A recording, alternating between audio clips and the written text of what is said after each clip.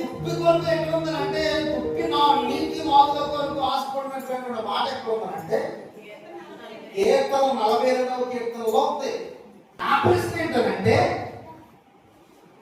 ఇప్పుడు దుప్పి ఉంది, దానికి నీరు కావాలా, నీటి వాగు కావాలా? వాగంటే తెలుసు మీకు, వాగంటే ఏంటి? పారేది నీటి వాగు, చెరువు కాదు, ఎప్పుడు అలా పారుతూ ఉంటుంది వాటర్, నీటి వాగు అంటారు దాన్ని. ఇప్పుడు దుప్పుకి నీరు కావాలా, నీటి వాగు కావాలా? నీరు కావాలన్నా చేతులు కాదు, నీటి వాగు కావాలంటే అది ఒకటే కావాలంటారా? అవునండి, నా ప్రశ్న మీకు అర్థమైందో లేదో సమాధానం సారా గారు.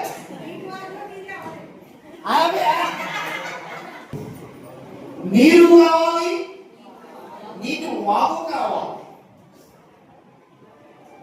ఎందుకు దుప్పి వరకే ప్రత్యేకించి రాసిన దేవుడు అంటే దుప్పుకు ప్రత్యేకత ఉంది. కాకి నీటి వాగుల కొరకు ఎదురు చూసినట్లు, ఆవు నీటి వాగుల కొరకు ఎదురు చూసినట్లు అని రాయొచ్చు కదా.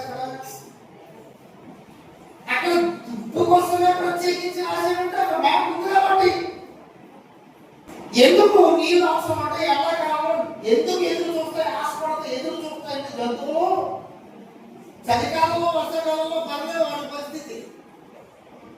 ఎండాకాలంలో మన పరిస్థితి బాగుంది. ఒక్కసారి ఎండాకాలంలో ఏదన్నా నువ్వు ఊరేస్తున్నప్పుడు బండి మేస్తున్నప్పుడు చూడండి, బండి మేస్తుంటే గొంతు కాసిపోతుంటే ఈ ఎండ కళ్ళు కష్టం పడిపోయి ఎదన్న ఎండమావులు నీళ్ళ కనపడుతుంటాయి. మనం ఎండ మాట్లాడుకుంటున్నావా లేదా? ఎండమావులు ఎలా కనపడతాయంటే మనకి నీటి వాగులా కనపడతాయి. ఎండాకాలంలో జంతువులు చాలా ఇబ్బంది అండి. ఒకసారి ఆవు చూద్దాం చూడండి. ఆవు ఒకసారి అండి ఎక్కడ వచ్చింది చూడండి, పొలగా కనపడుతుంది. మరి అక్కడ కాకి ఏం చేస్తుందంటే పొలాయి తిప్పుకొని నీళ్ళు తాగుతుంది. నాకు గొడవైంది.